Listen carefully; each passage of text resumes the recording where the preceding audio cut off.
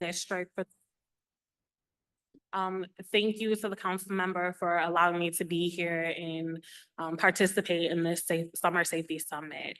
The chief spoke about the reductions in violent crime, and I thank her for that, but I cannot take all accountability for that. I have an amazing team that is just as passionate about police work as I am, and making a difference in the 4th district. For the auto thefts, that continues to be a problem.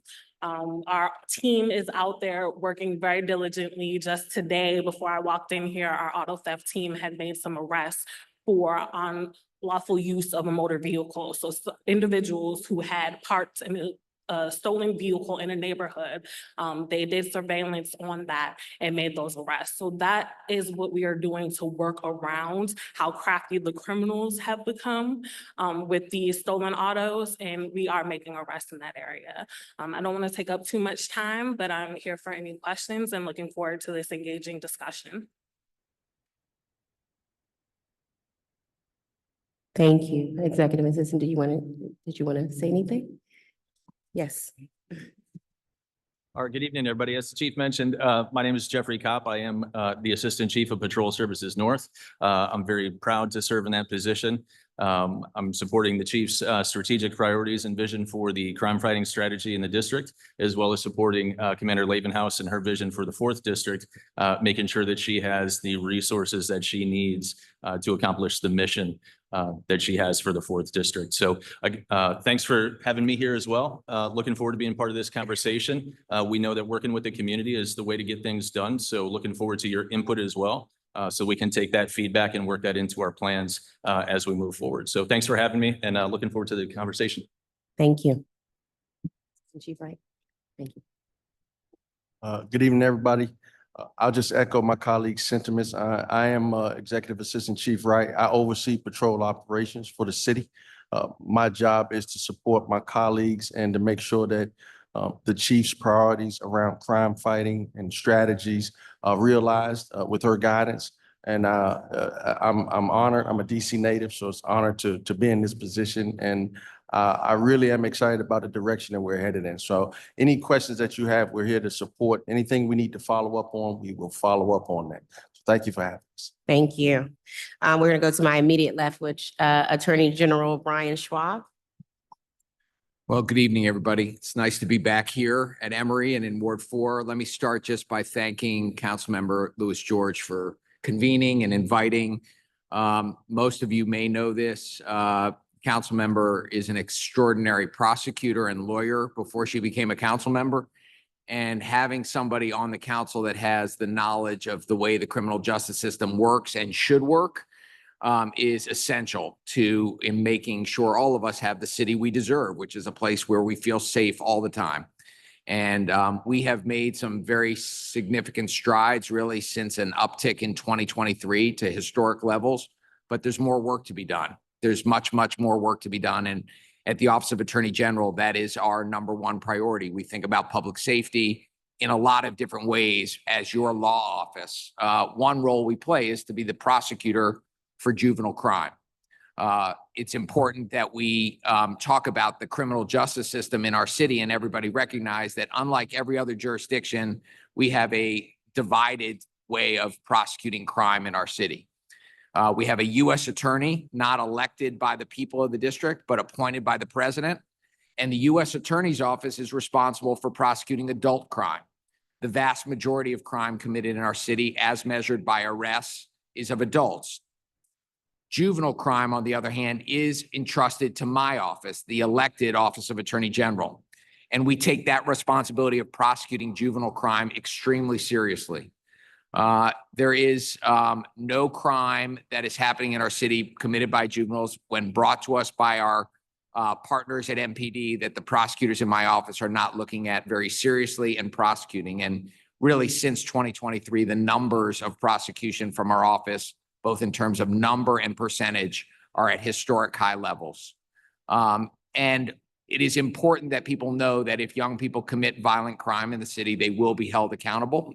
We have to do that as prosecutors, but we also have to recognize that part of our job writ large with respect to public safety is not just prosecuting crime or juvenile crime after it happens.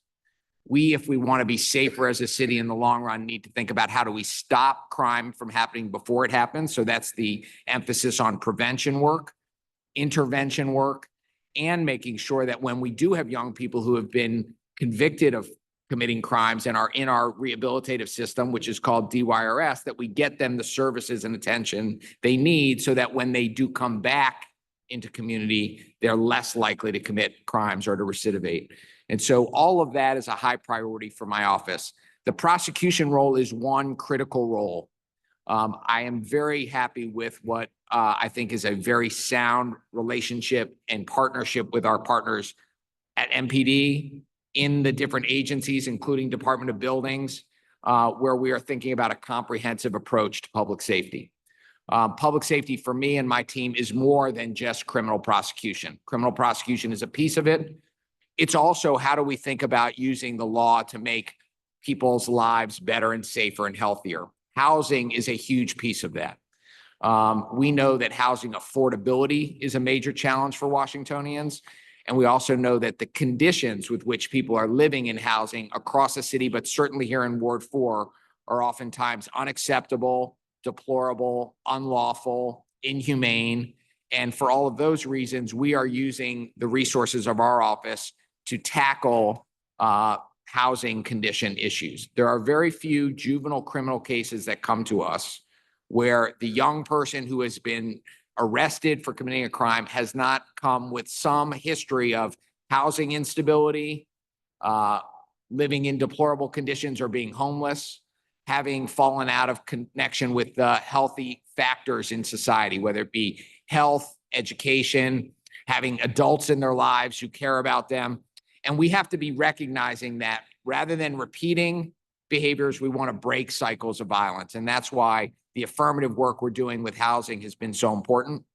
Our partnership with the Department of Buildings has deepened recently as we've tried to think about how do we more aggressively target buildings and neighborhoods where properties have become either deplorable, rundown, where we think of them as potentially being nuisance properties. And maybe we can talk a little bit about that as well as we get into some of the conversations. But since I've been the Attorney General for the last 3 years, what I have recognized is that increasingly the system is not working as well as it can together to address all of these issues of public safety.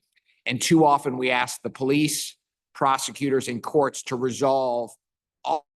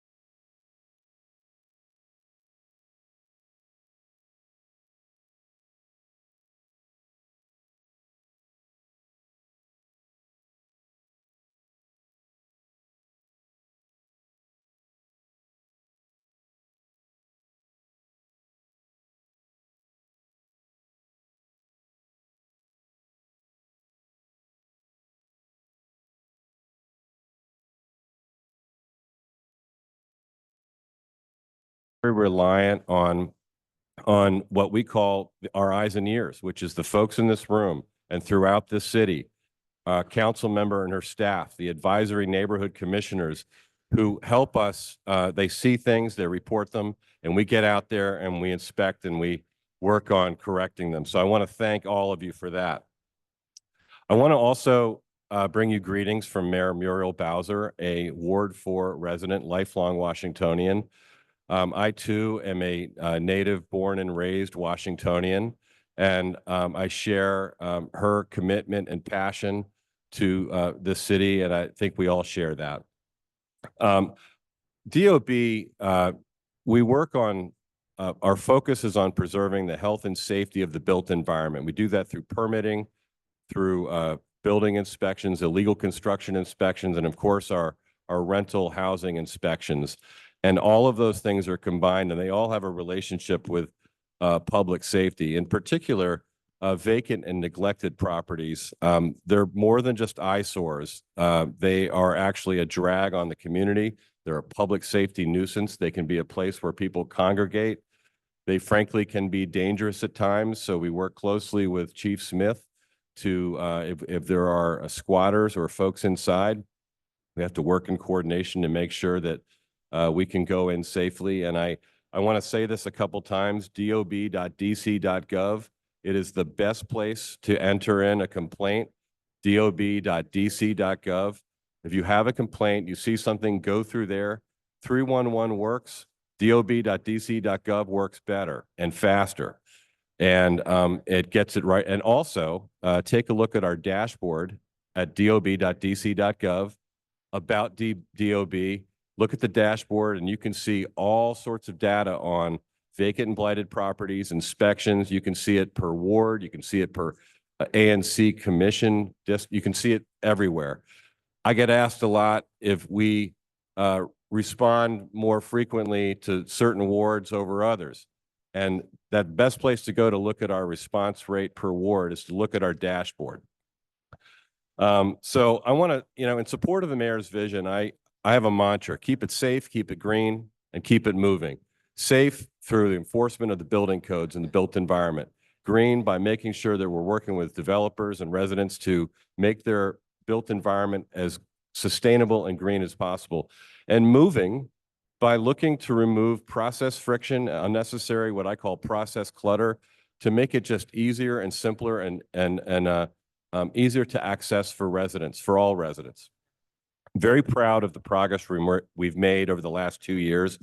I just had my second anniversary with the agency. I want to talk about some of the progress that we've made, especially in the rental housing space, where we are working. I believe most landlords, the council member heard me say this a few weeks ago in my budget hearing, most landlords are acting in good faith.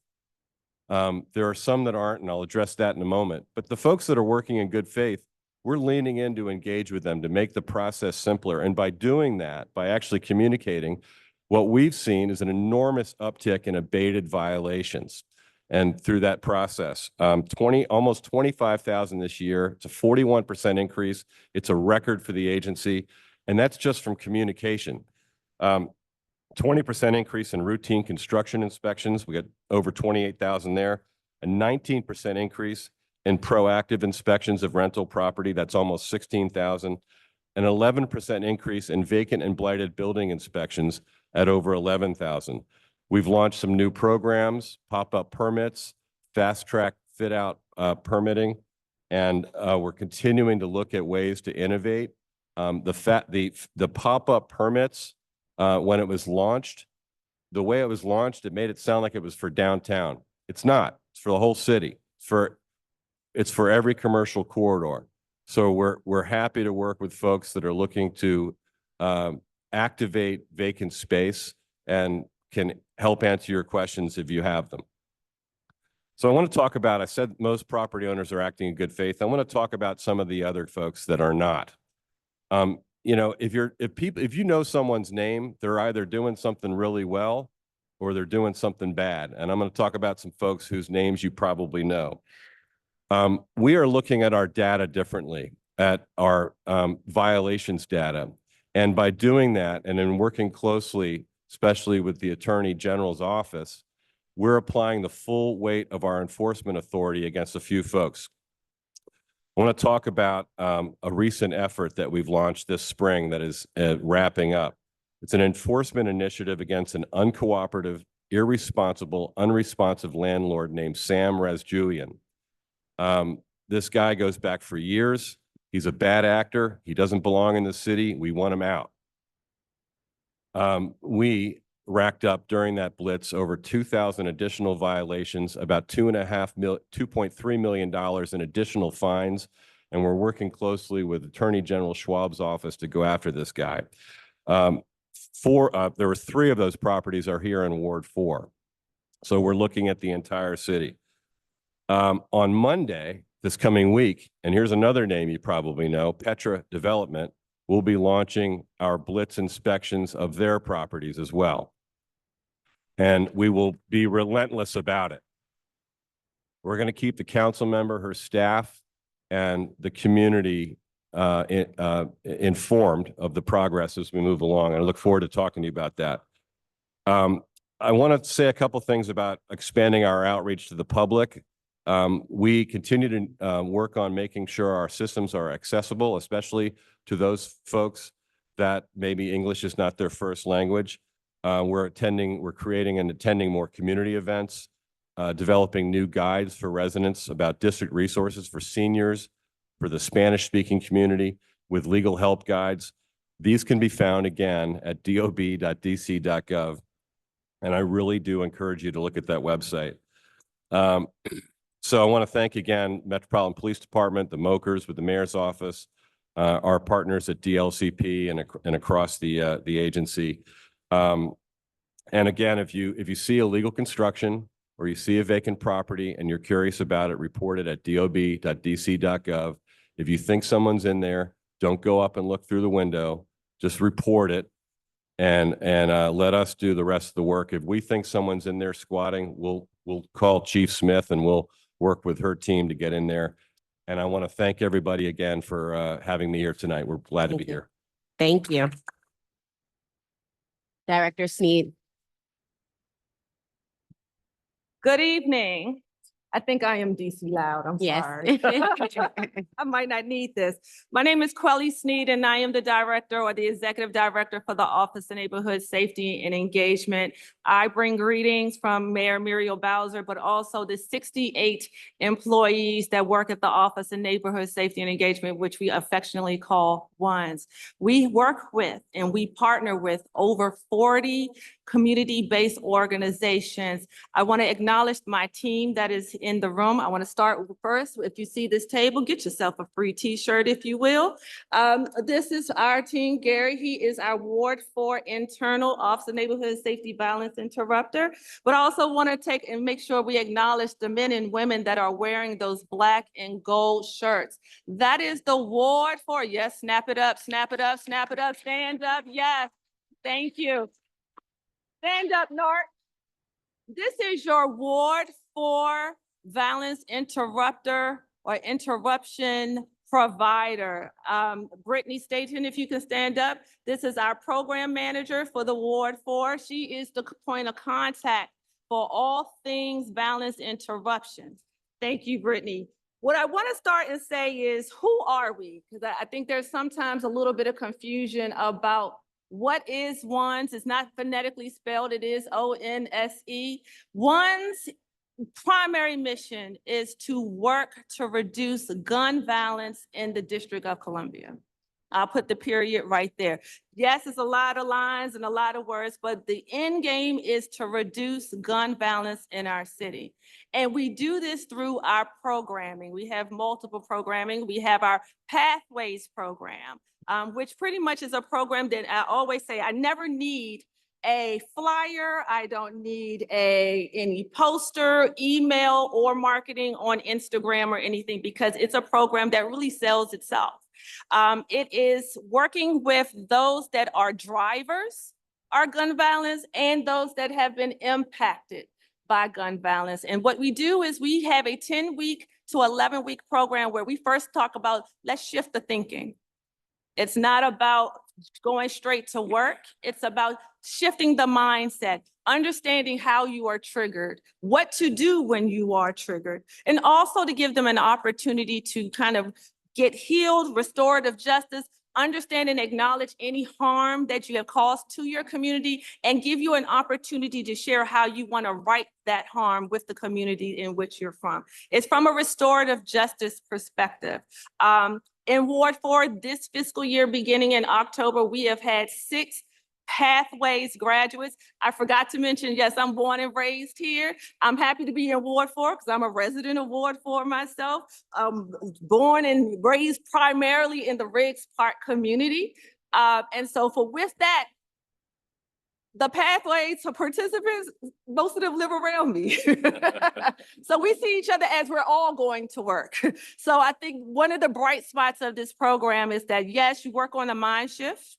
You work on behavior modification. You are allowed or have an opportunity for individual healing, meaning you are working with a licensed therapist to kind of work through some of the challenges you have experienced. But there is also a workforce development component of that program that is really tremendous. And at the end of it, there is a work experience where for 4 months, that you are allowed to kind of build that resume and build an opportunity to kind of get that regimen going of getting up and going to work every day and having someone to kind of hold you accountable because you'll have that aftercare worker that's also working with you as with the program. So that's just one program.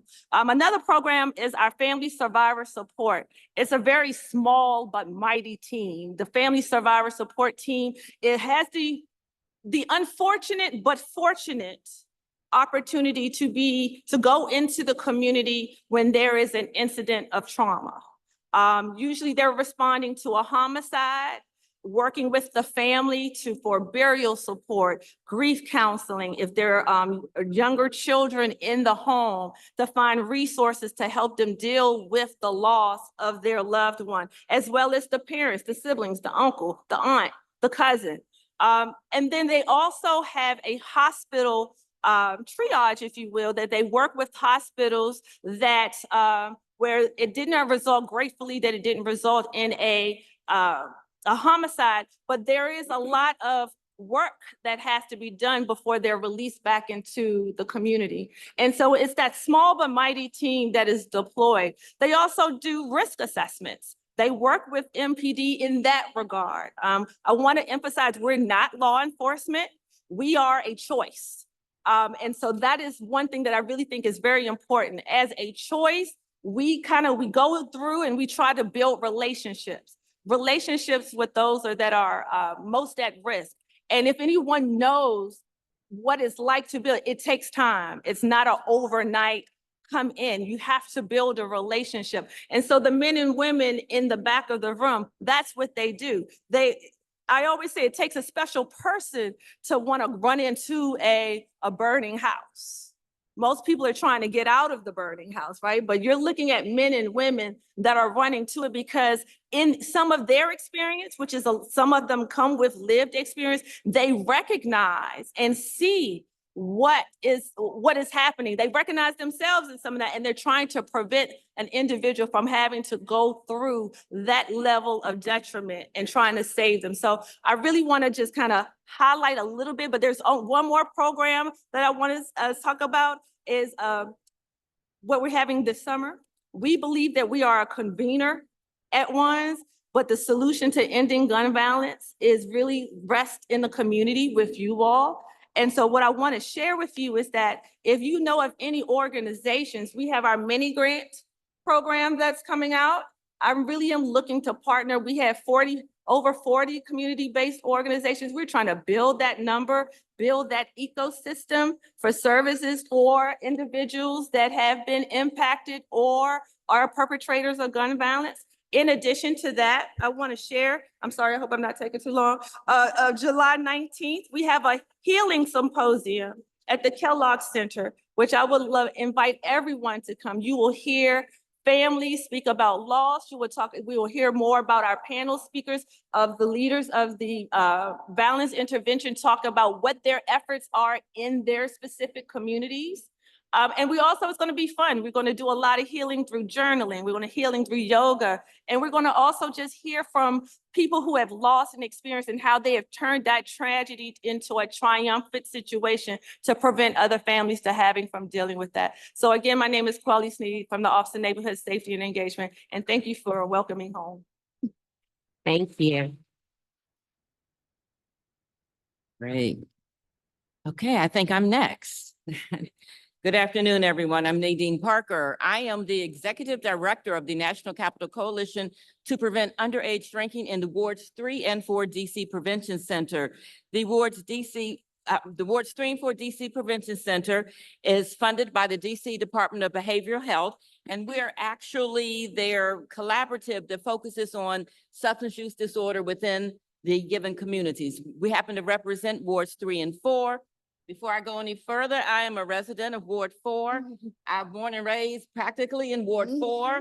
I'm a Roosevelt alumni, and I am a native Washingtonian, 4th generation. So I'm telling you this to let you know that I'm just not here because of a job, but I'm here because I love our community and I love the things that happen with our community. So I'm in it for it. I'm in it for good reasons. So one of the things that we do at the Prevention Center, we focus, like I said, we focus on substance use disorder. We focus on educating the community on substance use disorder. Notice I'm saying substance use disorder instead of substance abuse. We have kind of turned the table to say the word substance use disorder because it is a disorder. It's just like being a diabetic. It's just like having high blood pressure, because we want the people in our community to embrace what is going on with people personally, just like it's mental health disorder. And substance use disorder and mental health disorder actually go hand in hand. So we somewhat address both issues. What do we do? How do we do it?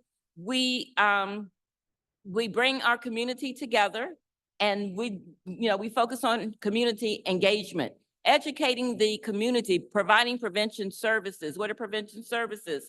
Helping the community to identify what the substance use issues may be within their given community. One of the major things that we do is we work with young people. We sit up here, and we sit at tables and we talk about young people. We develop programs for young people. We come up with ideas to do things for young people, but we never have young people at the table. So one of the things that we do, we embrace young people. We have a youth leadership prevention corps. We have 3 of them actually in Ward 4. We at Capital City Charter School. We have 1 out of our main office, and we're also working with Paul Public Charter School. We train youth to embrace and understand substance use and mental health disorder. That allows them to go out and work with their peers and talk to their peers and make their peers aware of substance use disorder. It also educates us, because we may sit up and think that there's one thing going on, and it's actually something else. And it also gives us an understanding as to why young people at such a young age are starting to use substances within our community. Are you all aware that as young as the 6th grade and middle school, that young people are starting to vape? And I'm not just talking about just the flavored vape, but they're starting to vape substances. So we want to get in there early, get them educated, because we find out that the earlier that we get in there and get them educated, the less harm reduction that we have to focus on in the end.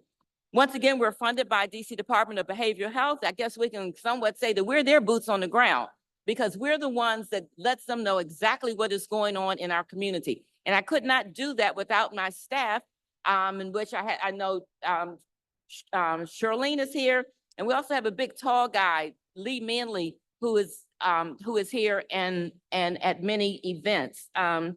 We have a lot of partnerships that we work with within the community. The Georgia Avenue Family Collaborative, we work with them. We work with our partners, MPD, we work with CSOSA and other community members that are here and represented today. Just 2 weeks ago in this gym, we had our end of the school year basketball tournament. During spring break at Riggs, we had our spring break basketball tournament. Why is that important? because that is engaging youth and keeping them busy during the outside activity time. And I will be very honest, Ward 4 is one of the wards that does not get a lot of attention of outside activity time. Okay, if you look at the grants that are funded across the District of Columbia that focus on out of school time, you find very few in Ward 4. So we try to do whatever we can to engage our young people, because if we're engaging our young people, it makes her job a whole lot easier and everybody else's job at this table. One of the other things we do, we focus on the opioid disorder within the District of Columbia. We're funded to focus on that. And with that, we are the organization that is aware, that knows, that addresses opioid use disorder. We work with the DC Department of Behavioral Health and other emergency agencies, locating where our spores are and where the overdoses are occurring within Ward 4. So if people want to, a lot of people do not understand the opioid disorder. Sometimes you may see people sitting on a bench and just sitting there and not moving. But quite often they could be in an overdose status. We have a fentanyl crisis here in the District of Columbia.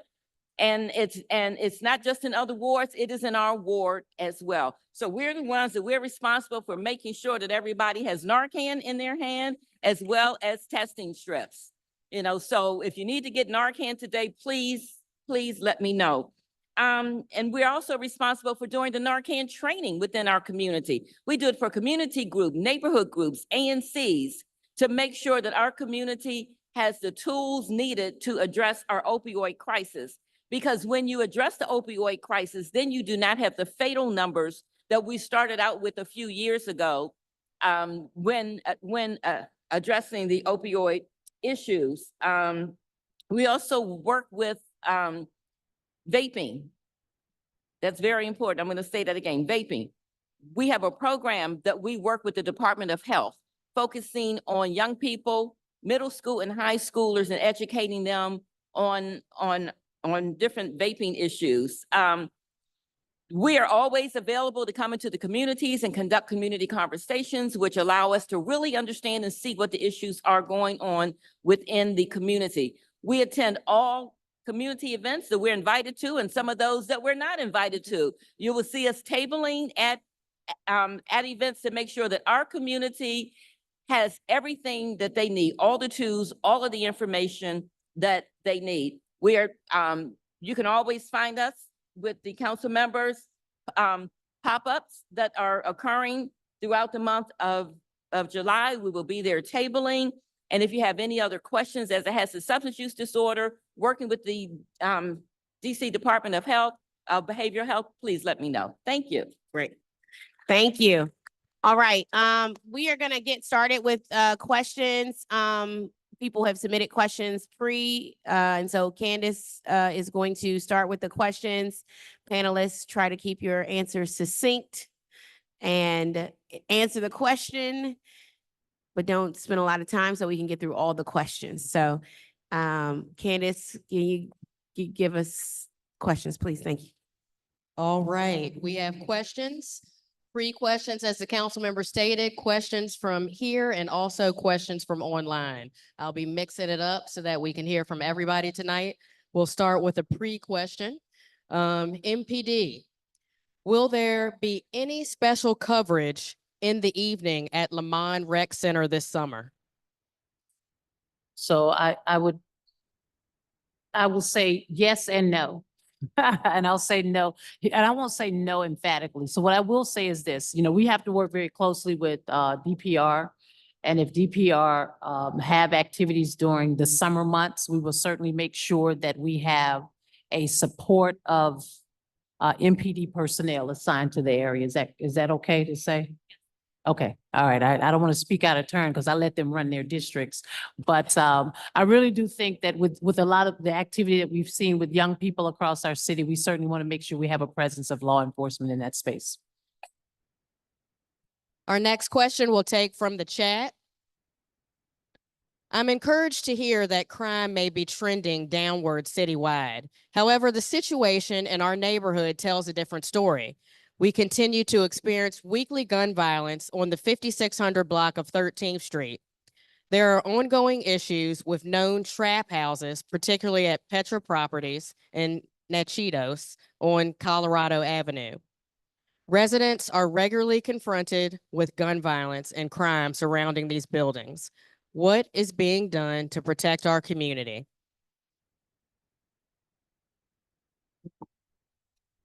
I think that's a question, MPD and OAG and DLB to weigh in. Yeah, but I would, Commander, let me ask you start. Can you hear me? Okay. So we are very aware of the activity going on around the buildings in that area. We continue to maintain a presence over there. Our crime suppression team is conducting operations, so we do have operations ongoing. We remain in contact with our partners. We meet monthly with OAG. Those individuals are in the room. We just met this week to talk about the ongoing investigations at the property. So any arrests that we make, any activity that we see, we do get it over to them, and we are in coordination with them to continue to work on eradicating the issues in that area. So in addition to ongoing cooperation with MPD, our team is looking at every civil enforcement tool we can think about in our arsenal to bring legal focus on properties like the ones that are mentioned, these neighborhoods. I want to make clear to everybody that the nuisance property statute that we have available to use is a very important tool.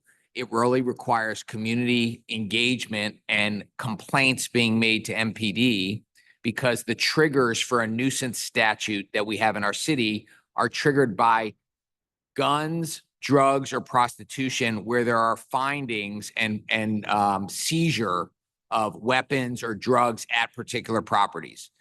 It's not just a colloquial, the property seems like a nuisance, it's very defined by statute.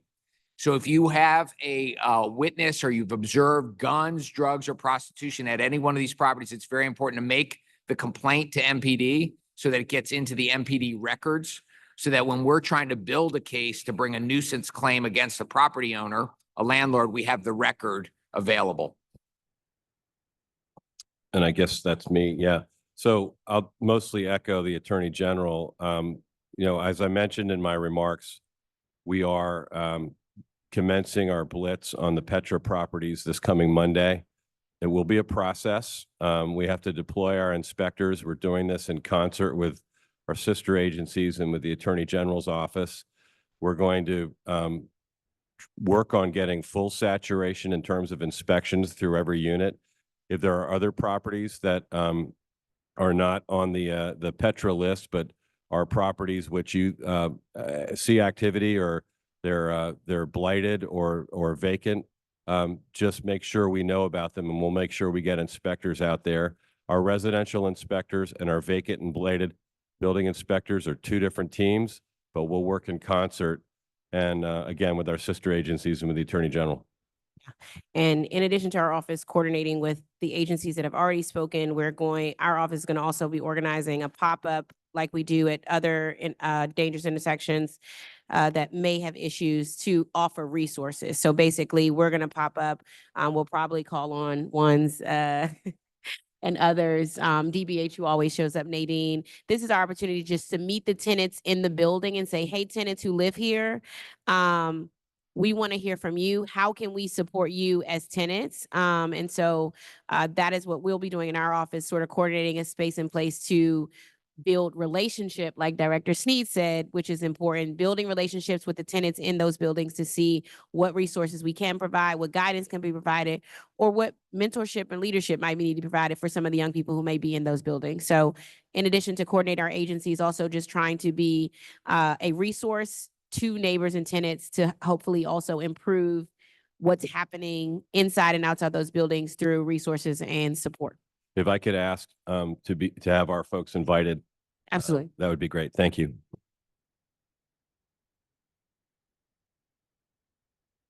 Ready for the next question? This question is from here in the room, a similar topic, so we'll stay on the similar topic. How are we holding tenants accountable for breaking rules? Breeding dogs, owning pets, smoking weed, firearms?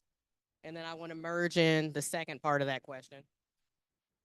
How can we prevent bad actor landlords from continuing to purchase real estate and continuing the cycle of neglect, of abuse in the system? Who wants to start? Oh, Go ahead, start. Well, I can start with part two if you like. I'll just say with regard to the first part of the question, DOB enforces the building code, and we get asked a lot about tenant behavior. It's not part of our purview, but we will, of course, work with sister agencies if there are patterns of behavior that require notification. On the second part, it is an ongoing process for us. Bad actor landlords, they spend a lot of time and energy making themselves very difficult to trace. And so it is an ongoing process for us to work on identification of folks. They will sometimes list their pets as beneficial owners or things like that. So we have to continuously work on improving the way that we can track these folks. It's a topic of conversation internally, and we're going to keep working on it. I think one of the things that we have really done this past 4 months or so is just look at the data that we do have differently so that we can apply the enforcement authority that we have now on these folks right now. So Raz Julian and Petra and the other folks, and they're frankly probably the two worst, we're going to apply as much force as we can on those folks. And we're just going to go down the list. I have already reintroduced legislation, housing with integrity legislation. I spoke with the chair of housing recently to discuss making sure that legislation moves through. I reintroduced it from last council period, basically putting in the law that if you are a building owner who has a certain number of infractions, basically you will not be able to renew your license or purchase new properties. So that legislation is introduced. We're hoping to make it through the housing committee. There are two partners who are not here that we've been in contact with. We're hoping to be here today, but they were unable to be here, which is first and foremost DCHA. We have reached out to DCHA to make it clear, and myself and Councilmember Fruman in Ward 3 deal with this a lot, where many of the tenants who live in these buildings are trying to have a good home, make a good living, just doing the right things and just want housing. And then you have a few tenants who are making it bad for the rest of the individuals. And a part of our system of benefits is that you have to follow the laws. You have to adhere to the laws, and you cannot be committing crime either in the property, around the property, or at all, frankly, in the city. We have not gotten to a space yet as a city where DCHA really has been enforcing the rules of benefits, right? Basically, like if you are not doing those things, your benefits can and need to be revoked because it is a privilege. A benefit is a privilege. That's the reality. And so that's one piece of this is I've been asking DCHA, and a lot of it is when we know who those tenants are. We also have been trying to work with the Department of Human Services, DHS, because we also want to make sure, does that tenant have a caseworker, and what is their caseworker actually doing? Is that caseworker actually showing up, supporting that tenant so they're not in a space or posture where they feel the need to be committing crime in the building, around the building, outside of the building, and getting them the casework they need. Those are two areas where we have to do better as a city. And we've made those communications to DHS and DCHA. What I have said is, and I've talked to the landlords about this. I know landlord-tenant court is held up and people try to use the eviction tool. Frankly, the eviction tool is really hard to use because evictions take a very long time. What is an immediate tool is DCHA, because they are the provider of of that benefit, and can help. And DHS, who may, based on whatever their benefit is, have a caseworker who can actually intervene in that. So we're trying to work with those two agencies, to bring some level of accountability and clarity to the situation. There are, and people talk about this in the neighborhood a lot, for certain housing providers pair housing with those services already, right? So we have some really great providers like So Others Might Eat, who does housing with support services. And we never hear the issues that, come out of those properties because they're doing the work there. Every benefit does not have that same framework. And so the question is, how do we make sure that that framework is alive and well in buildings who are not funded like some buildings who get that work? And that's a model that we're trying to work on the housing committee to see what is possible, as we continue to be a city that believes that housing housing first is a model that has been embraced by our city. Get people housing and support them with benefits. How we make housing first, housing simultaneous with benefits. And so that's an issue that we're trying to bring back to the housing committee. Did anybody else want to add anything to that? Just add two other points. One is that every tenant in every building, as a matter of law and under your lease, has a right to what's called quiet enjoyment. And part of that is the interaction with other tenants in your building. Your landlords have an obligation to make sure each tenant is in a safe place. And many of your lease agreements provide obligations for landlords. So again, having landlords comply with the law is very important. And part of that is making sure that all the tenants in a building are safe. We also have to really focus on the fact that our landlord-tenant court, like so much of the system, is compromised by the fact that we have 25% of the judges on our Superior Court vacant right now. And that's a big issue about statehood and the lack of control we have over our own court system. It has a very real impact on people's lives, not just in criminal justice, but in landlord-tenant. We worked very closely with the Superior Court over the last 12 months to create a 2-track system for eviction cases. The council member's right. Eviction is not quick, but we wanted to make sure that eviction for just a mere failure to pay rent was distinguished for an eviction for violating the rules associated with safety in buildings, so that that latter category could be expedited. And there is now a faster track in the Superior Court for that. So the net of it is, if your landlord is not protecting you from other tenants in the building or the chaos created by other tenants, that's a violation of the law. We should be aware of that. You can reach out to our office to let us know if that's not happening. And we have to all keep an eye on how do we get our Superior Court fully funded with judges again, so that the landlord-tenant branch and the eviction process can pick up again. I might add, council member, that, I view our role at DOB having several facets, and one on the business and development side.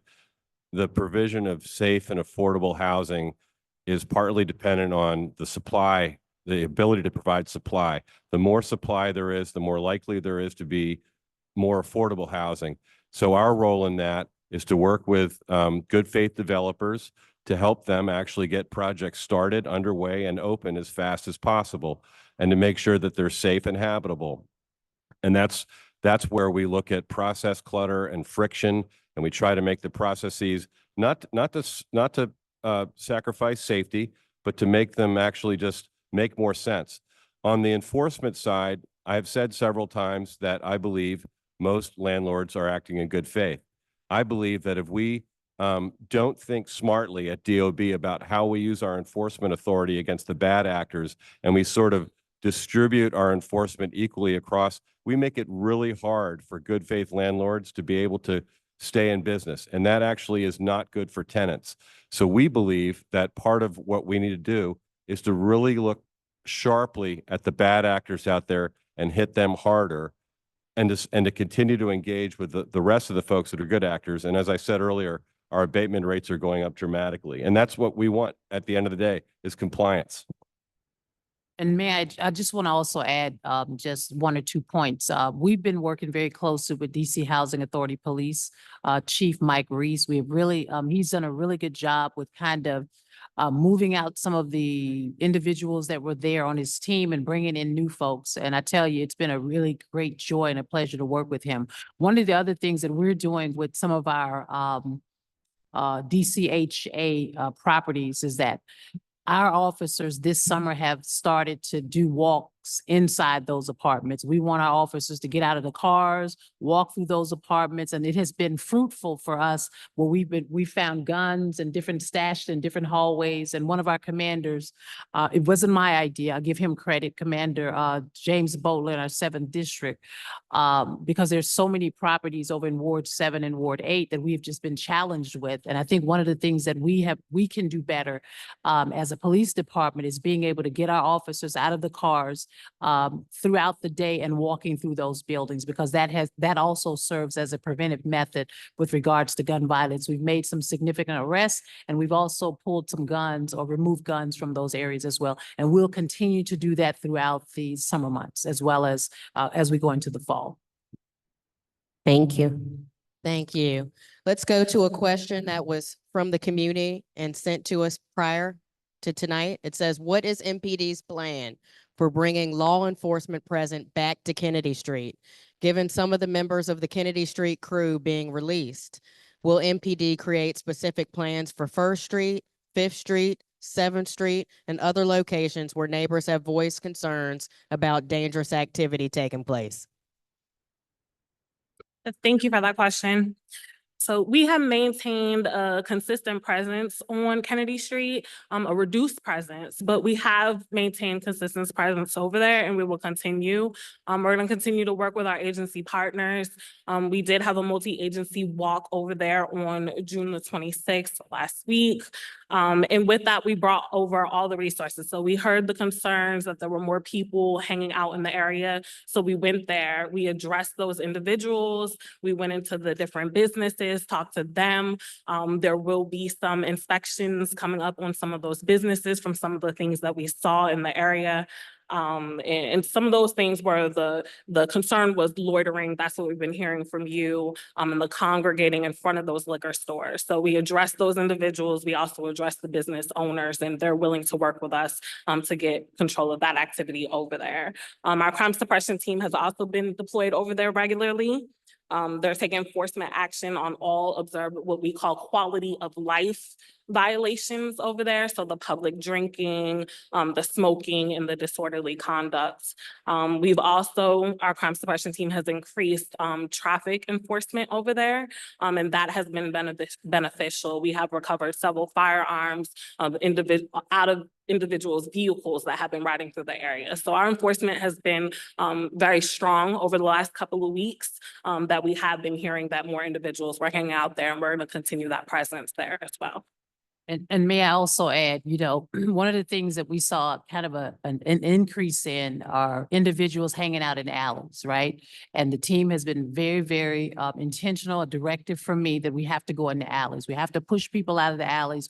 We have to drive through the alleys. If they're sitting in the alleys where there are no parking signs, get out and make a move, figure out what's going on. Because oftentimes we know at 2, 3 o'clock in the morning when people are sitting in the alleys, they're not just sitting there just hanging out talking on the phone.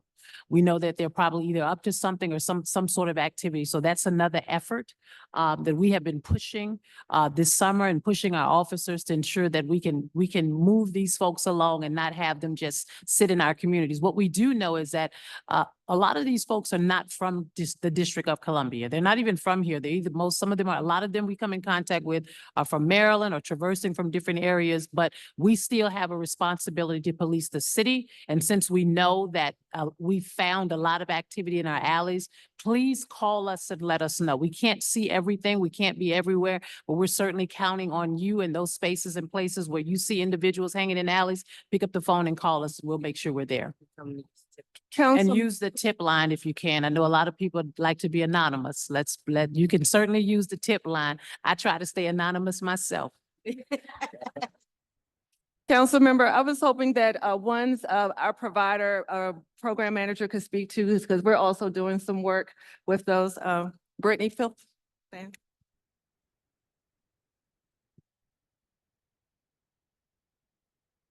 Hey everyone, we're also doing work with the Kennedy Street individuals who just came home. 2 of them have been enrolled in Pathways and will be starting July 17th, 16th. We also then referred them to mental health, the Ready Center. And they have been coming to groups, community outings, activities, and so on. So we do have a presence and we do have people that's from the Kennedy Street community that do work with us. So we are on top of it. And thank you, Coach Lou, because we are working with Coach Lou too. Thank you. Our next question is from our virtual attendees from the chat. If we want DYRS to help rehabilitate our youth, then don't we have to make sure that DYRS oversight body, Office of Independent Juvenile Justice Facilities Oversight, is fully funded and operational for 2026?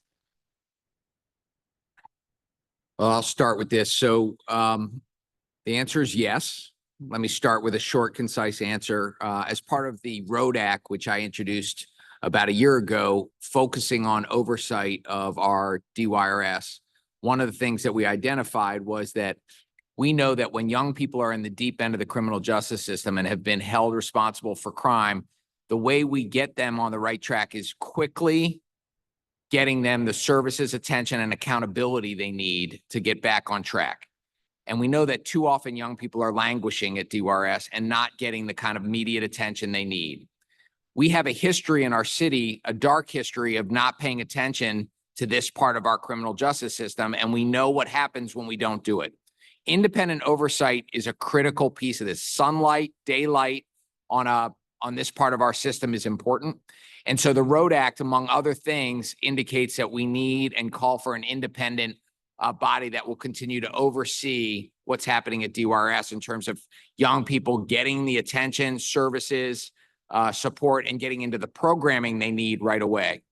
I'm very happy that the council member and her colleagues have passed the Road Act and have funded almost all of the Road Act. But the question highlights that there is one very important piece of the Road Act that has not yet been funded.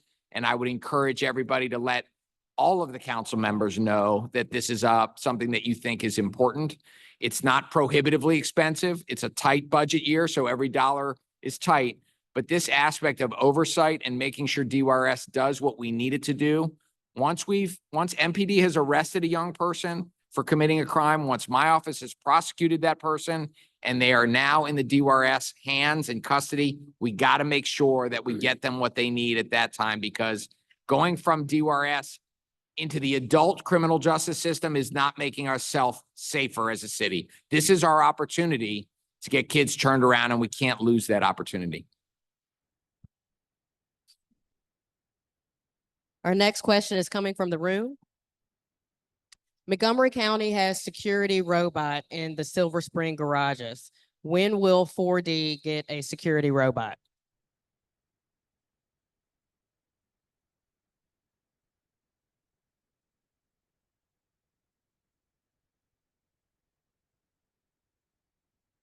Well, first of all, that's a new piece of technology for me. I've really been focused on sort of kind of the things that will help us with regards to public safety, like more CCTV cameras for the district. We're looking at 26 new cameras slated for 4th district. Thank you. 4th district, Ward 4. Let me change that. Ward 4. 26 CCTV cameras for Ward 4. And clearly it takes a process, but we have designated 26 coming to this area. And so I'm not sure who asked the question about the robot. I think more importantly, you did? Oh, okay. More importantly for me is being able to ensure that we have eyes in the sky. We have more police officers, and thank you to the council and to Mayor Bowser for pushing the efforts to ensure that we get more police officers on the street and passing in the real-time crime center and cameras, and making sure that we have what we need in order to address public safety. And we do have a tight budget year this year. And so I think those things that will help us to keep safe is our primary focus as of right now.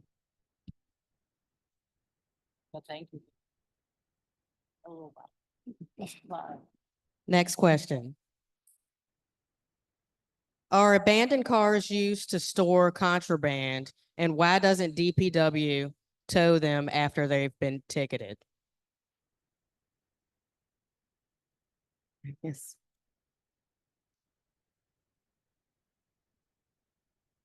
I'm sure it can be used to store contraband, but in reference to DPW towing them, you can call us out. We'll go ahead and put a ticket on it and call them and they'll come out and tow it. Yeah, I would just say, this came up a couple of years ago. We had a huge issue with abandoned vehicles, and there were instances where people were using abandoned vehicles for drug transactions, so MPD would not see them doing it. They just put it in there, go get it, come out. That was in sort of, I think about 2021, 2022. We changed the abandoned vehicle law and expanded the definition through legislation so that more vehicles would qualify for abandoned vehicles. And then we had to pay for an additional lot because our lot was getting too full with vehicles. And so the city has now added two additional lots for us to be able to tow vehicles to. Sometimes it doesn't get towed because we don't have no space in the tow lot. And so we've expanded the tow lot. And so I just encourage neighbors to report them, do the 311 request, but also just when you do it, please CC my office as well, so that we can really we can get DPW to really respond and take action so that it isn't an ongoing issue. So, I mean, if you don't know how to do 311, that's totally fine. My constituent services team will do the 311 for you. Just tell us the locations and send us a picture so we can put it in ourselves as well, and we can get that done. Thank you. I was just gonna add in, our moker, Leticia Acosta, is in the room, and she's been very helpful with getting those vehicles towed. out of these Leticia, areas stand up as so they well. see you. Okay, thank you. Thank you. Next question. Last year, we had an incredible amount of large illegal fireworks in our neighborhood without a response from MPD. What is MPD doing this year to mitigate that use of illegal fireworks or explosives? I think I kind of mentioned it already as to how we're going to try to address that with having 2 additional cars assigned to every district to ensure that we can respond there. And we've given you 2 options. You can either call 311 or you can go to the OUC website, and there is a form that you can fill out with regards to any fireworks or issues with fireworks in your neighborhood. Fire and EMS also has a number that you can report it to. And so we'll put that, I'll make sure we say that number and put that number up. I think we have a slide that has that number on it. I think the further question is, this has happened where people feel like they call and then MPD rides through the neighborhood, but doesn't like get out and like investigate, or fire and EMS doesn't come out and actually investigate. So I think the question is, in addition to having officers, are they going to investigate when these concerns come from neighbors? Because we had craziness happen last year. In fact, a building literally blew up and got on fire on what was that, 14th and Buchanan. There was a business there that just blew up, and all the neighbors got displaced out of the business. And now it's a new business, which is great, but that old business literally got kicked out, and the tenants got kicked out because an illegal firearm went inside it. And that was that. So we just want to make sure, like, when the report goes in, that instead of just sending presents, like that fire and EMS or MPD is going to actually come out and investigate and make some steps. And so that's the reason for assigning to, because remember, we're dealing with competing interests, right? On July 4th, there's so many activities going on. There's so many things that the officers are responding to. And that is those 2 officers in that area, that is their only responsibility for the night. So they're required to get out, go make contact with the individual who made the phone call, and also make contact with the individuals who have the fireworks. I mean, MPD is not the enforcement apparatus for fireworks.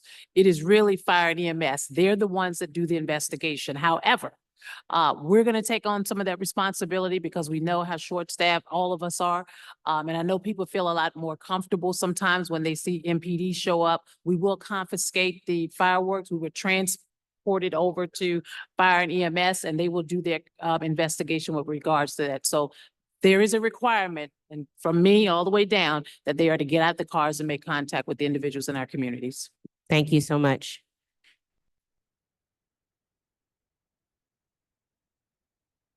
Why do we not have year-round curfew for the children? So we do. Curfews are year-round.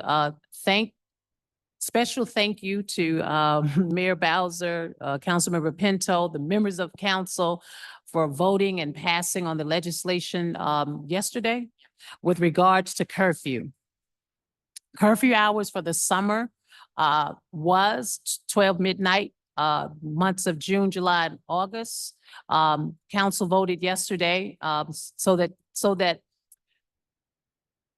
curfews will now be at 11 p.m. But what we've asked for is to give the chief of police and the mayor the authority to be able to designate curfew zones.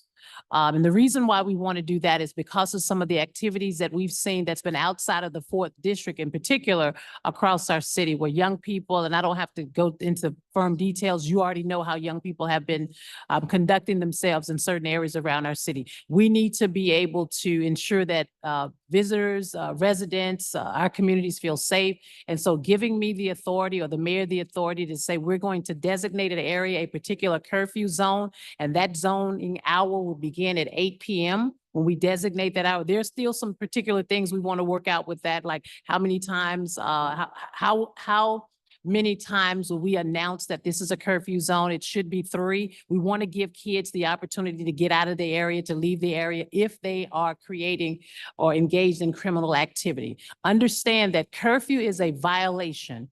It is not an arrestable offense. The curfew is a violation. And so what that means for us is that we give the warnings or the notification, they refuse to leave. We will pick them up, transport them to YSC. At YSC, a parent is required to come and pick their child up. If they do not, that child will then go over into DYRS. The intent here, and I want to be real clear, the intent here is not to arrest our young people. The intent is to send a message that we will not tolerate this behavior. Now, if they are conducting or we observe criminal activity, they will be arrested based on the specific violation. So right now for the summer months, curfew time is 11 p.m. If there is incorrigible activity going on in a particular area, we will declare or designate a curfew zone. That zone hour is 8 p.m. And then we will ask the young people to leave. We'll give them some time to leave. We won't rush them out. And if they don't leave, we'll follow the necessary steps that I just shared with you. And I think that'll help keep us. And we also have a lot of resources for our young people. So don't be That's what I was gonna say, misled yeah. about the fact that there aren't activities for our kids. There are a lot of activities for our young people to be engaged in. Yeah, I was just gonna note DPR has been is a good partner. I want to thank Director Athene Freeman, and she's who has committed to giving young people healthy spaces and places to be so that they're just not out. So they're going to be doing several late night hypes. They're going to be partnering DPR partners as well. One's office is a partner as well, doing several activities so that young people have a place, space and place to go. So we've already had a late night hype here. We'll have several more will be happening. That's where we let young people come here and stay tonight and have a good time, have activities. And so that way they're not outside, they're in here. And so those are some of the things we're doing to try to get young people healthy spaces and places to be so that they're doing, being productive, have productive uses of their time.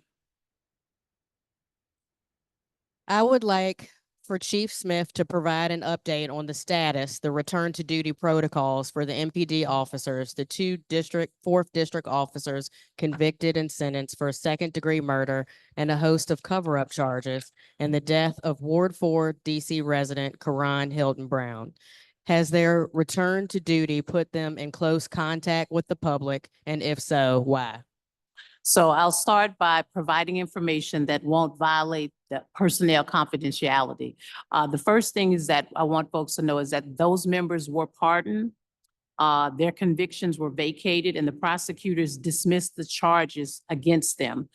Without the criminal case, what I want you to understand is that we were left with just an administrative pursuit violation. Our Office of General Counsel reviewed and considered information that the jury at that time did not have or was not, or was precluded from hearing.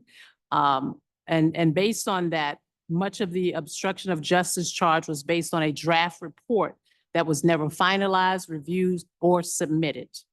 So adverse action was imposed against both members for the administrative pursuit violations consistent with our penalties of tables. Officer Sutton was reinstated and will receive training prior to assuming a non-patrol operations position. Lieutenant Zabowski was reinstated and he has now since retired from the police department. Our next question is for the Attorney General or DOB. Do you have the power to divert rents from landlords to your office until they make repairs on a building? We do not have that legal right. The law does not allow us to do that.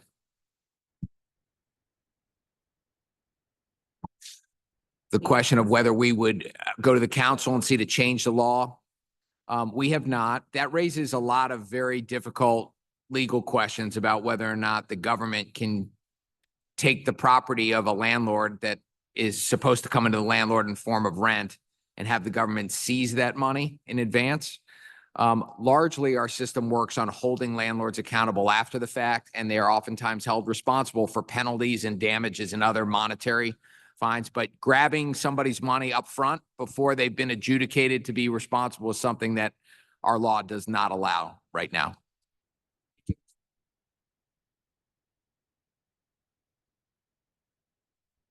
Any response from DOB? Oh, yeah. Well, there is the process of receivership where a private entity will take control of a property when it's in that kind of distress, and they will take responsibility for collecting of rents and for basically abating the violations and bringing the property up to a safe and habitable level. So that does happen. Yes. Please advise the status of a response to the camera request for the alley of 3rd and Quintana. A number of physical attacks reported in the area.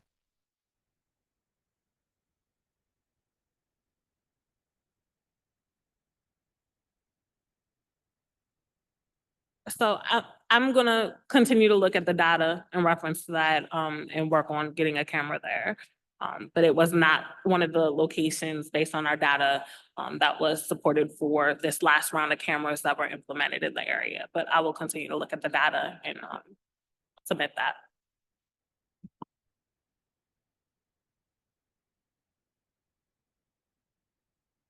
To all agencies, are you looking at the small nonprofits that have solutions and ideas? Quelly, I'll let you start that one. Are you looking at the small nonprofits to support that? Thank you. Yes. That may, oh, thank you. Yes, definitely. We have a mini grant program. Last year we kicked this off as a part of us trying to really connect with building our ecosystem for providing services to those that have been impacted or drivers of gun violence. And that ecosystem sometimes looks like, I can give you an example. We had 27 grantees that were selected through our mini grant process. It is usually anywhere from upwards of $5,000 to $10,000 to provide a program, whether it's over summer season, fall season. We usually extend to the spring season to cover the fiscal year. And so what I will say is that what we're looking for is ideas, engagement. Sometimes it comes in the shape of a healing circle. Sometimes it's planting a garden, or it is exposing youth and young adults to experiences they've never had to experience before. Deep Creek, being in nature, things of that nature. Sometimes it's entrepreneurship. It runs the gamut. And so what we're looking for are those that are seeking opportunities to connect with our most vulnerable population at best here in the District of Columbia. So yes, please go to ones.dc.gov. That's onse.dc.gov. And we have not only an opportunity for mini grants, but we also talk about how to work with not just ones, but just how to engage district agencies in the grant process. Thank you. Yes, and also through the DC Department of Behavioral Health, they have just opened several mini grants that used to actually come under the prevention centers. However, because of the all of the documentations and everything that is needed by small nonprofits, it has to go directly through the city. But the DC Department of Behavioral Health on their website, they have opened many grants for opioid crisis. Those are for organizations that are, that are small. It's not for a lot of overhead. It's really for a lot of activities, events, support of overdose awareness days, support of distributing Narcan throughout the community, support of educating community members on the harms of Narcan and giving Narcan training, holding many MINI conferences that will address the opioid crisis. So it's basically on addressing opioid crisis and getting out into the community. If anybody has any questions or would like to have a little bit more information, they can contact me and I can put you in charge with the person of the DC Department of Behavioral Health that is handling those grants. The last couple of years, we at the Office of Attorney General have rolled out what we call our Leaders of Tomorrow grant program. These are programs providing community organizations on the front lines doing the work with financial support. The grants in our first year, we had grant money to offer up to about 8 or 10 organizations. We received more than 300 applications. So we know there is a need for more support of our community organizations. Government cannot do it all. The folks on the ground, often with the best ideas, who are closest to the issues, are in need of grant support. So we try to do a small little part in the Office of Attorney General, and we know there's so much more need. But here's a great aspect of what happened. When we rolled out our Leaders of Tomorrow grant, and I think I allocated maybe $500,000 or $750,000 to it, the community foundation stepped up and said, we will match what the AG's office is doing 3-to-1. And we were able to have a much more robust program. I hope to replicate that. Again, in tough budget times, everybody's constrained. But I do think that the question reflects the fact that the community organizations, the small nonprofits, the ones that, don't have long-term committed funding, are oftentimes really struggling to do the most important work we have going on in our city. And we all have to find ways to support those organizations. One of the other things that I would like to add is that one of the tools that we use is called an assessment tool. Quite often you have small community organizations that will not qualify for grants because they may not have a business license. They may not have a 501c3 status, which most government grants require you to have those status. So what we do, we have a tool that we use in assessment to find out exactly what it is or exactly what is available within your community that you can partner with, that you can assist with. No, it doesn't sound good because it may not be a lot of funding, but quite often you have maybe 2 or 3 other groups within your community doing the exact same thing and pulling together and working together and getting stronger together. I like to encourage the smaller community groups and nonprofits to do that. And then that helps you build your organization so you can be qualified to receive any of the grants from the DC government. Got it. Candace. Chief Smith, drug transactions and usage take place behind the Tacoma Park liquor store. What has been done to address this? DC, DPW, or DOEE, could they cut down the trees across the street from the liquor store? I'll answer that question. So what we've done specifically is we heard you. So over the last couple of weeks, we have began conducting operations in that area. Over the last 2 weeks, we have made 15 arrests. Thank you. So we have made 15 arrests, and that has been a combination of possession with intent to distribute narcotics, possession, as well as conducting other traffic enforcement in that area. I don't want to speak too much on the specifics because we do have an ongoing operation, but being in that area over the last couple of weeks, we have gained a lot of intelligence that have led to other things. So I hope to be able to report out on our next monthly community meeting that we have made a big difference in that area. So some good things are coming. And thank you to the community. Let me say that to you all first, because again, I say we can't see everything. You all are certainly the eyes and ears. And when we have activity like that going on in communities across the district, in particular Tacoma Park area, it's real important for us to know exactly what's happening. Sometimes these things take a long time for us to really build a strong case so that we can submit the case to the U.S. Attorney's Office, because it's not just getting those 1 or 2 people off the street. We want to find out who the distributor is, who are the folks that are in these areas, that we can also not just look at the small group, but we want the large group, the biggest player in this group.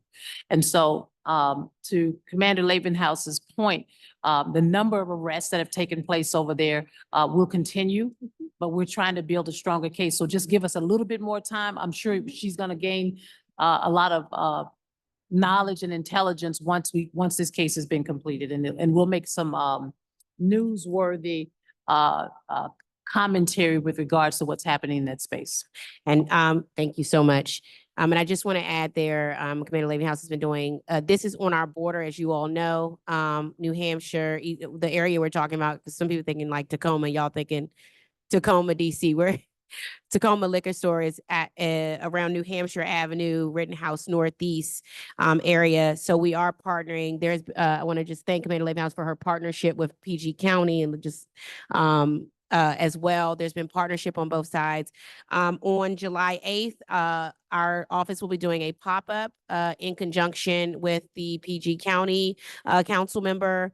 Again, as we do the enforcement work, we also going to do the prevention intervention work. And so we will have a pop-up on July 8th where my office, the PG County council member's office, and again, some of our community partners who work in the neighborhood, DBH and others will be there present to support and try to get people an option to do take a different route in addition to the enforcement work that's happening. So please stop by on July 8th if you're in the area.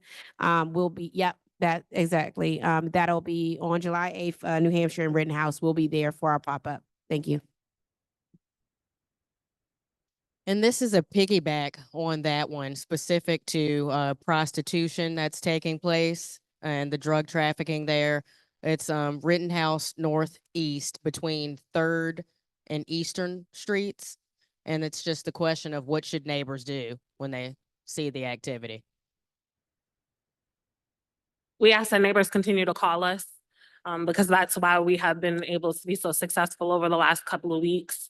The tips that have been coming in, the information that's coming in definitely led to those arrests and have helped us in these investigations. So please continue to call us and be as specific as possible when you're calling. So it's not enough to say the yellow male that's in the area. Be very specific. Black shirt, blue jeans, red underwear poking out the top. That is very helpful with our efforts. Thank you. If we are continuing to see reductions in crime and violent crime across the city, what was the reasoning behind the council passing a new crime bill yesterday, increasing things like pretrial detention, which creates instability and precarity for neighbors and therefore the likelihood of crime? And the mayor's proposed budget adding millions in funding for MPD while cutting funds for supportive services like housing, libraries, violence interrupters. juvenile detention oversight, and other programs and services that we know help people lead safe and stable lives. So the council on Tuesday did pass Peace DC legislation, which was an omnibus package that included a number of things. Some of the positive things in there dealt with safe passage workers getting training, supporting our fire and EMS as well. In addition to that, there was a question of pretrial detention, which has been a huge issue for the council as we look at expanding the presumption for being held pretrial. Basically, what that means is when you come before a judge, the judge will make a consideration of whether that person should be held pending trial. There was a lot of conversation happening over the last couple of years that individuals were being arrested and then let out the next day. As a result of the conversations that were coming from partners saying, this has happened, people felt that the council needed to look at the pretrial detention statute and ask, is it doing what it needs to do to empower judges to be able to hold people in the event that that is necessary? And so the council did last year expand pretrial to some the presumption, and the presumption just means that I'm trying to explain it in non-legal terms here. When you come before a judge for a case, they will decide, does this person need to be held pending trial or can they go home? Certain serious cases, there is a presumption that you need to be held. And that means the defendant has to prove that they don't need to be held and they have to overcome that presumption. In the event that and so in certain cases, that presumption applies, like murder, your serious cases. The council expanded that to more crimes. So that's why it's an expansion of pretrial for more crimes to have that presumption, meaning more defendants will have to meet the burden of proving why they need to be out versus the judge being able to say, we presume you need to be held based on this statute. It has been very controversial issue because of conflicting data on whether holding more individuals pre-trial is the way to go. And is that the answer given the numbers that have come in about, individuals being held and recommitting crimes? The question is whether it's based in reality or data or what we're seeing on the ground. The problem is we asked the CJCC to go and get us the data because the council wanted to make a decision about this. The CJCC came back and said, right now that data is inconclusive. So the council said, okay, this data is inconclusive. What should we do? Do we make this permanent when we don't have inclusive data and the data we have says opposite, or do we make it expanded? At the last minute, the council said, well, we want to just get some more data. So we're going to keep the expansion and see what data comes from it. And that is how that happened and how that occurred. And I'll leave it there and let Chief Smith discuss any further. My comment will be very short.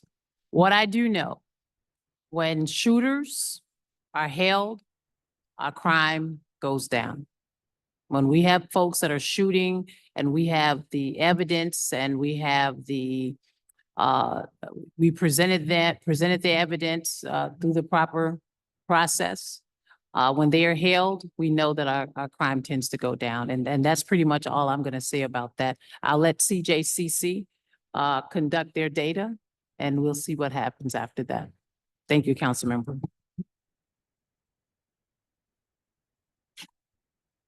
So when we talk about, public safety and a comprehensive approach to public safety, we're always balancing the costs associated with decisions we're making. We do not want to have a criminal justice system where people who are innocent are locked up in jail, pending trial, only for their day in court to establish that they weren't guilty. That's not the American justice system that we want to live in. On the other hand, there are people who are accused of crime, who are guilty and who are dangerous. And therefore, the justice system is balancing those folks, even though they haven't yet had their trial, are a danger to the community if they are released. The question about the data is, are we safer now as a city by making it easier to hold people pretrial by changing the presumption than we were beforehand? That's where the data is inconclusive. The data that the CJCC looked at was looking at specific crimes to say how often were people who were released pretrial, pending their trial on a serious case, rearrested for committing a serious crime? And the answer was very little. Very little. So that's the balance we have in our system. And when I alluded to earlier about always asking the criminal justice system to solve everything, we now have a jail that's above capacity. We have a youth service center where we're locking kids up that's above capacity. And we have a challenge to what does due process look like and a rule of law in our country under attack. And that's the challenge that the council had to deal with on figuring out where is the right balance for DC on pretrial detention. 100% of the people who are locked up pretrial and can't be out on the streets are not committing crimes because they're locked up. The question is, what would have happened if they could continue with their jobs, stay engaged with their families, be trying to keep their lives moving forward pending trial? And the data beforehand indicated that those folks pretrial were not committing crimes either. Now, the chief has a very, I believe, on the ground, real-time view about how this is making our city safer, and I have great deference for her real time. But the data that the CJC was wrestling with is inconclusive, and that's what the council next term and moving forward will have to wrestle with. Yeah. And that's the place that we are as a council, because we have to balance those two things. And we're going to continue to wrestle with this, and we're going to continue to look at the data and try to make data-informed decisions about how we do policy. And that's what it means to be a policymaker. So that's where we are. So thank you for the question. This week, residents of the 400 block of Jefferson Street were challenged with someone entering their backyards and stealing items, and also the individual left a bloody flag and a knife on the resident's trash can. Just randomly opened gates in various residents' backyards. Will the 4th District MPD provide extra presence to this challenged neighborhood? And the short answer is yes, we will be there. We are going to remain consistent in that community.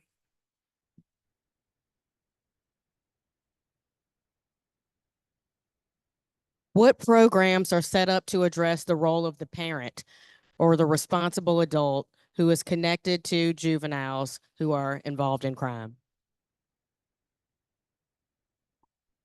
So the question about the role of parents comes up in a lot of different places in our system. We all know that young people who have engaged parents or grandparents or aunts or uncles or any adult in their life who care about them, want to know where they are, holding them accountable, are going to be more successful. We know that having positive adults in young people's lives is a protective factor and something that indicates kids will do well. Many kids don't have that, sadly, and many times kids' parents are not providing that support for them. When you ask the question why that's happening, though, you get lots of different answers. It doesn't mean that the parents are necessarily bad parents. When you get, though, to the end of the spectrum where there really are parents who are neglecting their role to take care of their families and their kids are at risk, the child and family welfare system in our city kicks in. And there is a hotline to call to make reports to what's called Child Family Services, CFSA.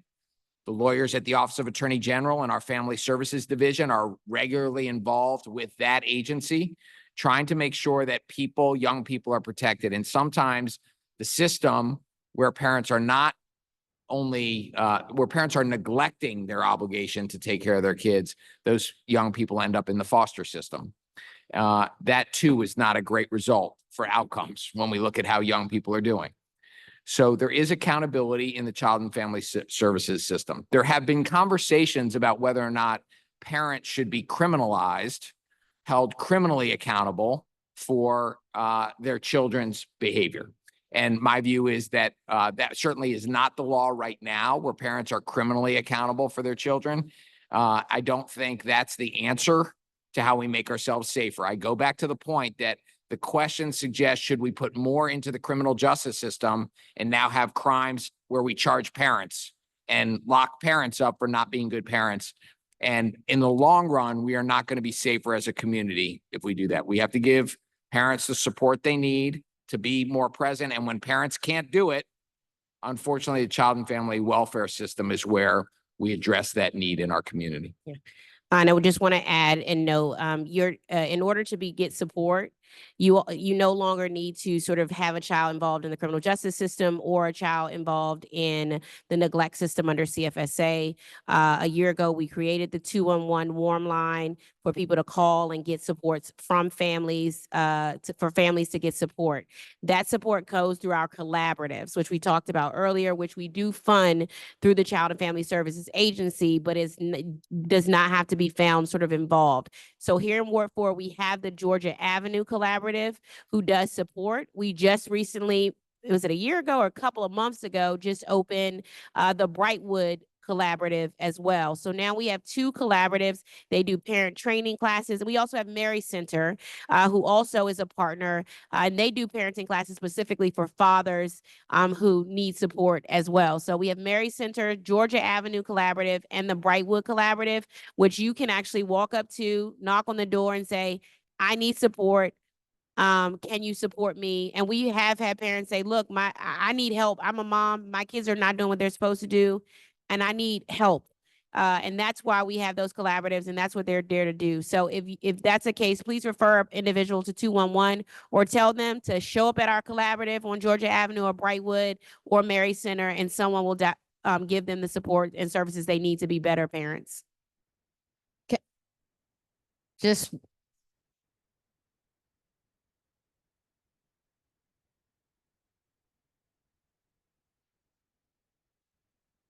Right. Thank you.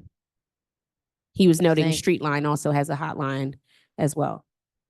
Thank you. Thank you. Councilmember, we have 5 minutes left. I have the slides up for Oh, your you should closing close it out is remarks. what you're saying. Okay. Closing Thank you remarks. everyone for your questions in advance. Thank you for your presence here. A special and huge thank you to all of our panelists for showing up for Ward 4, both tonight, but every day in the ways that you support our community. To community members, please continue to engage with us, send emails, make phone calls, and do the work. We really appreciate it as well. Many of our agencies are here, so make sure you get the information necessary, and we'll always be a wealth of information. Oftentimes, neighbors ask sort of what can we do to help be a part of our safety nexus. We've had neighbors do a number of things in Ward 4. Some have created their own neighborhood watches, just being outside. Some of those crimes of opportunity that the chief talked about, where breaking in cars, those things. Neighbors can be a part of that. Volunteer to be a block captain, be an information source for your neighborhood about things. Participate in sort of some of the volunteer. We have some volunteer safe passage programs. Parents have come together in our school neighborhoods and said, we're going to extend safe passage by also being there after school and doing the work like we've done at Ida B. Wells and Coolidge and others, where parents have stepped up. Many people have created their own sort of neighborhood groups and WhatsApps that share communication. Again, MPD has the ability for anonymous tip lines as well.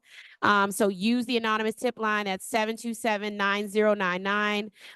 We also have the ability to text 50411. That's another way to be anonymous and report reports so they can know where to contend their efforts as well. In addition to that, next slide. Keep going. Thank you. We're going to be doing our Ward 4 pop-ups. Make sure you please show up to those, and neighbors continue to be a part of those. Keep going because we're wrapping it up quick. Nope, keep going. Okay. Wonderful. Okay, so in short, the reality is it takes a community to end gun violence. It's all of our agency directors here. It's the agencies that are not represented, but it also is all of us together, collective and community. So let's continue to do that great work. Thank you, everybody, so much. Awesome. Thank you. Thank you.